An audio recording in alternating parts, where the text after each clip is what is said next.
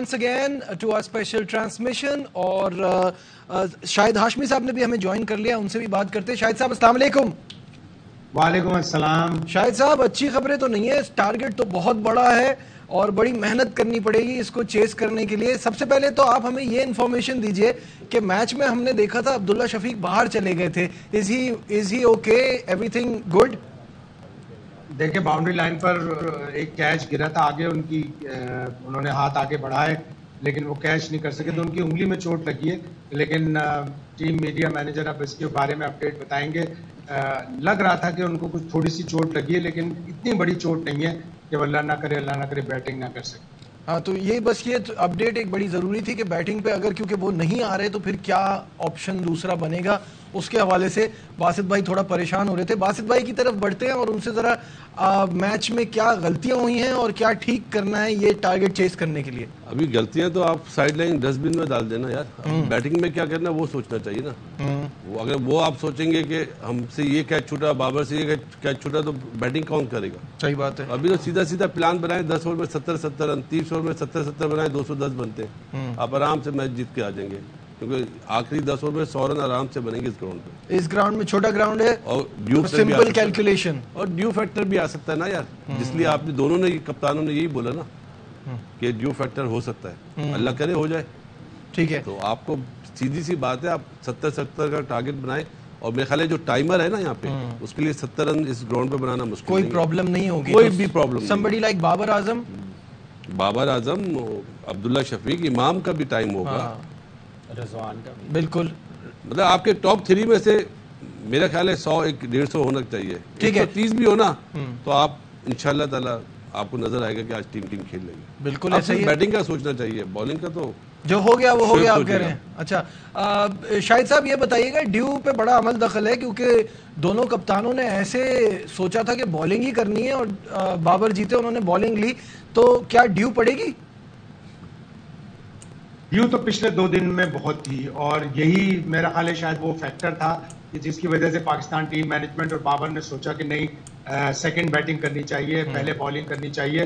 اس ground پر زیادہ تر ٹیمیں پہلے بیٹنگ کرتی ہیں, بالنگ نہیں کرتی, تو انوکھا سا فیصلہ لگ رہا تھا. لیکن شاید پچھلے 2 دن سے بہت زیادہ ڈیو دیکھ کر یہ فیصلہ کیا ہو, لیکن آسٹریلیا نے تو اتنے رن بنا دیے کہ ڈیو کا فیکٹر میرا نہیں خیال کے رہے گا.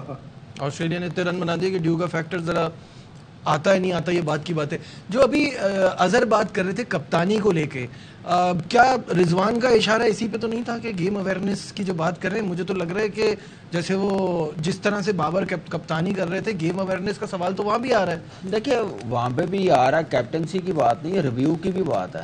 اگر دوسرا پہلا ریویو لیا, دوسرا جو لیگ سائڈ پہ پکڑا, تو وہ کہہ رہا مجھے پتہ نہیں ہے, لینا لے لو. اس پہ بھی گیم اویئرنیس کا پتہ ہونا چاہیے. تو یہ ساری چیزیں کاؤنٹ ہوتی ہیں. تو میرے خیال سے وہ تیاری جو ہے نا, اس مائنڈ سیٹ کے ساتھ ہم لوگ نہیں گئے ہوئے. اب جو برا ہونا تھا ہو گیا. ٹاس جب ہوا تھا میں نے وکٹ دیکھ کے کہا تھا کہ مجھے بڑا ٹریکی ڈیسیژن لگ رہا ہے پاکستان ٹیم کا, کہ اگر انڈر لائٹ آسٹریلیا جیسی بالنگ کو موقع مل گیا سوئنگ اوس, ٹھیک ہے پریکٹس میں وہ سپرے نہیں کرتے, آج وہ سپرے کریں گے اوس کا, تو اگر نیا اتنا فرق پڑا تو میرے خیال سے یہ ایک اور بلنڈر ہو جائے گا. اب بیٹنگ میں کیا کرنا, غلطی بیٹنگ میں یہی ہے کہ فرسٹ 10 اوورز میں 80 زیادہ ایک وکٹ گرے, 20 اووروں میں 150 کرنا, اور 30 اووروں میں 210, اور لاسٹ 10 اوورز میں جیسے باسط بھائی نے کہا 90 اور 85 کے قریب رہنا چاہیے, اور 6-7 سے زیادہ آؤٹ نہ ہو جب لاسٹ 10 اوورز ہوں. تو اگر اتنے آؤٹ ہو گئے تو پھر آپ گیم سے بالکل باہر ہو جائیں گے. یہ ہے گیم اویئرنیس, کیسے چیز کرنا ہے, بڑی ٹیمیں کیسے چیز کرتی ہیں, اس حساب سے گیم پلان اور بیٹسمینوں کو بتانا ہے. یہ نہیں کہ پہلے آپ نے 25-30 بال کھیلنے, اپنا 25-30 کرنا, اس رن ریٹ کو مینٹین کرنا, پھر جا کے آپ قریب جا سکیں گے. نہیں تو اللہ نہ کرے میچ 19-20 ہوا, نیٹ رن ریٹ بہت نیچے آ جائے گا. وہ بھی ایک ذہن میں رکھنا ہے. بالکل صحیح ہے. شاہد صاحب گیم اویئرنیس کی بہت باتیں چل رہی ہیں اور چلتی رہتی ہیں پاکستان کے حوالے سے. بابر اعظم کی کپتانی, آپ وہاں موجود ہیں, دیکھ رہے ہیں, آپ بھی تھوڑا سا کیلکولیٹ کر رہے ہوں گے کہ جو ہمارے بالرز اکانومی میں اچھے رہے ان کے کافی اوورز بچ گئے. تو یہ تو بڑی ایسی غلطی ہے کہ اگر وہ صحیح سے یوز کرتے تو شاید 20-25 رن کچھ کم ہوتے. کیلکولیشن واقعی کرنی چاہیے اپنے پاس, یا تو حساب کتاب ایسا رکھنا چاہیے یا بورڈ پہ دیکھتے رہنا چاہیے یا کسی نہ کسی طرح آپ کو وہ کیلکولیشن رکھنی چاہیے. واقعی کچھ جو اکنامیکل اوور سے وہ کم ہوئے, لیکن پاکستان نے آخری 10 اوور میں پھر بھی اچھا خاصا روکا ہے. سمجھے کہ 6 وکٹیں گری ہیں آسٹریلیا کی آخری 10 اوور میں اور ٹوٹل 70 رنز بنے. شاہین نے بڑی اچھی بالنگ کی اینڈ اوورز میں, ان کے اوپر ایک تاثر آ رہا تھا کہ وہ شروع میں وکٹیں نہیں لے پاتے تو پھر آخر میں وکٹیں لیتے ہیں. اور مجھے سب سے زیادہ حیرانی اس پہلی گیند پر جو LBW کا ریویو لیا تھا, اچھا خاصا ایج تھا, وہ مڈ آف اور مڈ آن کے دونوں فیلڈرز کی ذمہ داری بنتی ہے کہ وہ بتائیں کہ جی ایج لگا ہے یا نہیں لگا. تو وہاں سے پور شروع ہوا, پھر وہ اسامہ میر کا کیچ. اب ہم بار بار یہی کہتے ہیں لیکن ہماری ایک روایت ہے آسٹریلیا کے خلاف کیچ چھوڑنے کی. 2015 کے ورلڈ کپ میں راحت علی کا کیچ, شین واٹسن پہ 2019 میں, آصف علی کا کیچ ایرون فنچ پہ 2021 کے T20 ورلڈ کپ میں, حسن علی کا کیچ اور آج اسامہ میر کا کیچ. تو یہ چاروں کیچ آپ اگر میری ایڈیٹوریل ٹیم دکھا سکے تو آپ بالکل دکھا دیتے ہیں آپ کو, بالکل دکھا دیتے ہیں جو کیچ ڈراپ کرنے کا سلسلہ, سارے کیچز جو مس ہوئے ہیں ہم سے, ایسے اپرچونٹی جو ہے بڑی دی گئی. شعیب اگر آپ سے پوچھا جائے, سب نے اپنی رائے دی ہے, ہمیں اس رن چیز کو کیسے لے کے جانا ہے؟ دیکھیں ہمیں فیکچوئل چیزوں کو بھی جو ہے نا پرکھنا چاہیے. 344 رن پاکستان نے اسی ایونٹ میں بنائے ہیں, بالکل صحیح, لیکن وہ کیا ان کے پاس بالرز ہیں ایسے جیسے ان کے پاس ہیں؟ تو میں نہیں سمجھتا کہ یہ اتنا آسان ہوگا. پیپر پہ تو بڑے آسان ہے, میں بھی بنا لیتا ہوں کہ پیپر پہ اتنا ہو جائے گا اور یہ اتنے اوور میں ہو جائے گا, شاید 5 اوور پورے پہلے ہی پورا کروا دوں.